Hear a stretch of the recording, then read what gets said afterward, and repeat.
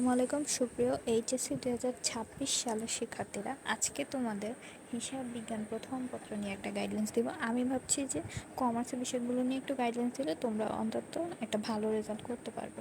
তো হিসাব বিজ্ঞান প্রথম পত্রের যে মান বন্টনটা সেটা নিয়ে প্রথমে আমরা একটু কথা বলি। দেখো, এখানে তোমাদের সৃজনশীল যেটা থাকবে সেটা তোমাদের এসএসসির মধ্যে 70 মার্কের সৃজনশীল এবং বহু নির্বাচনে তোমাদের 30 নাম্বার থাকবে। 11টা সৃজনশীল থাকবে, তোমার 7টা অ্যান্সার করতে হবে। আর ক বিভাগে তোমাদের আর্থিক বিবরণী আসবে 2টা, এটা বাধ্যতামূলক, অর্থাৎ হুবহু কিন্তু তোমাদের এই এসএসসির মতোই মানবন্টনটা। আর খ বিভাগে বাকি অধ্যায়গুলো থেকে 9টা প্রশ্ন থাকবে, তোমার 5টা অ্যান্সার করতে হবে। ঠিক আছে, এটা হচ্ছে মানবন্টন। মানবন্টনের ব্যাপারটা আশা করি তুমি বুঝতে পেরেছো। এবার একটু অধ্যায় ভিত্তিক আলোচনা করি যে প্রত্যেকটা অধ্যায়ের মূল মূল টপিকগুলো কী কী। তোমাদের এখানে মোট কয়টা অধ্যায় আছে? মোট হচ্ছে তোমাদের 10টা অধ্যায়। ঠিক আছে, তো এখানে প্রথমে আমাদের 1 নম্বর অধ্যায়টা হচ্ছে হিসাব বিজ্ঞান পরিচিতি, যেটাতে মূলত আধুনিক শ্রেণীবিন্যাস এবং হিসাব সমীকরণ নিয়ে কথা বলা হয়েছে আগের মতোই, বাট এখানে একটু নতুন একটা জিনিস অ্যাড হয়েছে, সেটা হচ্ছে অবিরত অবিরত হিসাব সমীকরণ। এটা একটু আলাদা, ডিফারেন্ট, এটা হচ্ছে ইউনিক একটা টপিক।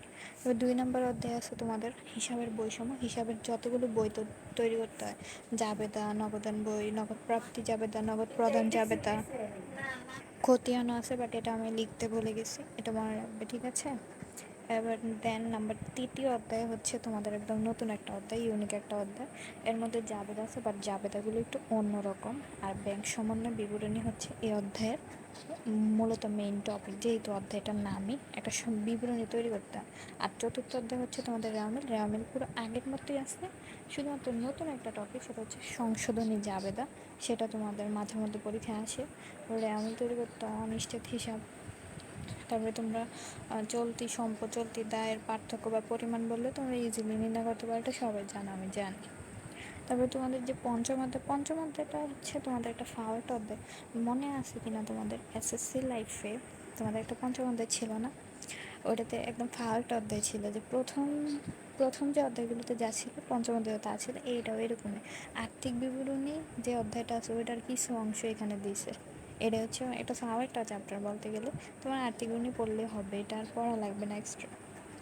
ঠিক আছে, আর হচ্ছে প্রাপ্য হিসাব সময়ের হিসাব রক্ষণ, এটা হচ্ছে তোমাদের ষষ্ঠ অধ্যায়। ঠিক আছে, এইটাতে তোমাদের মূলত দেনাদার, মেইন টপিকটা হচ্ছে দেনাদারের যে আর্থিক বিবরণীগুলো হয়, এগুলো এগুলো আর্থিক বিবরণীর মতো সেমই। ঠিক আছে, বাট এখানে মূল যে বিষয়টা সেটা হচ্ছে প্রাপ্য হিসাব, মানে দেনাদার নিয়ে সব কিছুই অধ্যায়ে আছে। তারপরে আমরা যদি সপ্তম অধ্যায়ে যাই, এই অধ্যায়টা হচ্ছে কার্যপত্র। কার্যপত্র হচ্ছে যে রেওয়ামিল পারে, যে আর্থিক বিবরণী পারে, সে কার্যপত্র পারে, অর্থাৎ একটা পত্র, অর্থাৎ একটা লিস্ট তৈরি করা। এখানে তোমাদের মূল বিষয় হচ্ছে সমন্বয় দাখিলা, এটা মোস্ট ইম্পর্ট্যান্ট টপিক এই অধ্যায়ের জন্য। কিছু সমন্বয় দাখিলা মনে রাখলে এই অধ্যায় পারা যায়। তারপর হচ্ছে 8 ঘরা 10 ঘরা কার্যপত্র তৈরি করতে, বেশিরভাগ সময় 8 ঘরা কার্যপত্রে তোমাদের পরীক্ষা আসে, এবং এটা হচ্ছে নতুন একটা তোমাদের অধ্যায়। আচ্ছা, এবার হচ্ছে অষ্টম অধ্যায়ের নাম হচ্ছে দৃশ্যমান অদৃশ্যমান সম্পদের হিসাব রক্ষণ। এটাও নতুন একটা অধ্যায়। এখানে দৃশ্যমান অদৃশ্যমান অর্থাৎ যত ধরনের সম্পদ আছে, সম্পদ হচ্ছে 3 ধরনের, একটা হচ্ছে দৃশ্যমান, আরেকটা অদৃশ্যমান, আরেকটা হচ্ছে প্রাকৃতিক সম্পদ। এখন প্রত্যেকটা মানে হিসাব টিসাব নিয়ে অধ্যায়টা, যেমন তোমাদের মেইন টপিকগুলো, তোমাদের পরীক্ষায় যে কোশ্চেনগুলো আসে সেগুলো হচ্ছে মেশিন হিসাব, সম্পদ হিসাব, অপচয় হিসাব নির্ণয় করে, এরকম। আর নবম অধ্যায়ের কথা না বললেই হয়, এটা সবাই তোমরা চিনো, আর্থিক বিবরণী। বাট এখানে আর্থিক বিবরণী তোমরা যেটা এসএসসিতে করেছো সেটা হচ্ছে 2 রকমের ছিল, একটা সেবামূলক প্রতিষ্ঠানের আর একটা পণ্য ক্রয় বিক্রয়কারী প্রতিষ্ঠান। বাট এখানে অনেকগুলো টাইপের আছে, মিনিমাম 6 টাইপের আর্থিক বিবরণী আছে। এর মধ্যে কয়েকটা আছে একটু বেশি আসে, বাট একটু কঠিন, সমন্বয়গুলো একটু কঠিন, বুঝতে পারলে আবার সহজ। এর মধ্যে আয় বিবরণী, বিশদের বিবরণী, আর্থিক বিবরণী, মোট সম্পদ, নেট লাভ বা ক্ষতির পরিমাণ, এগুলি বেশিরভাগ সময় আসে।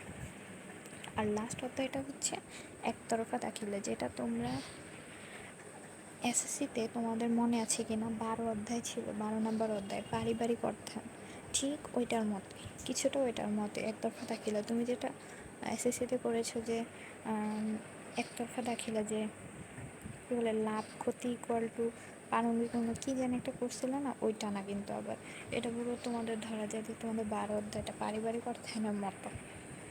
এবার কথা হচ্ছে কিভাবে এই হিসাব বিজ্ঞান প্রথম পত্রটা পড়তে হবে। বাইরে প্রাইভেট পড়লে এখানে তোমাদের টাইম ওয়েস্ট হবে, কারণ যাওয়া আসায় কিন্তু অনেক টাইম নষ্ট হয়ে যায়।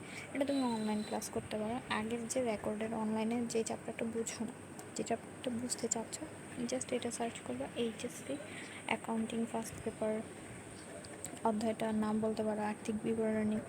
তখন তোমার অনেক ক্লাস আসবে, আগের অনেক রেকর্ডেড ক্লাস আসবে, সেগুলো করলে তুমি একদম কনসেপ্ট ক্লিয়ার হয়ে যেতে পারবে। আর ডেইলি তোমার অ্যাকাউন্টিংয়ে 2 থেকে 1 ঘন্টা দিতে হবে, কেননা অ্যাকাউন্টিং বিষয়টা হচ্ছে প্র্যাকটিসের, যত ভালো প্র্যাকটিস করতে পারবে তত ভালো। তুমি অনেক ভালো পারো, বাট প্র্যাকটিস না করলে এটা কখনোই তুমি পারবে না। অ্যাকাউন্টিং হচ্ছে প্র্যাকটিসের উপর নির্ভর করে। আশা করি তোমরা বুঝতে পেরেছো। আর কোন বিষয় নিয়ে গাইডলাইন্স চাও অবশ্যই কমেন্ট বক্সে জানিয়ে দেবে।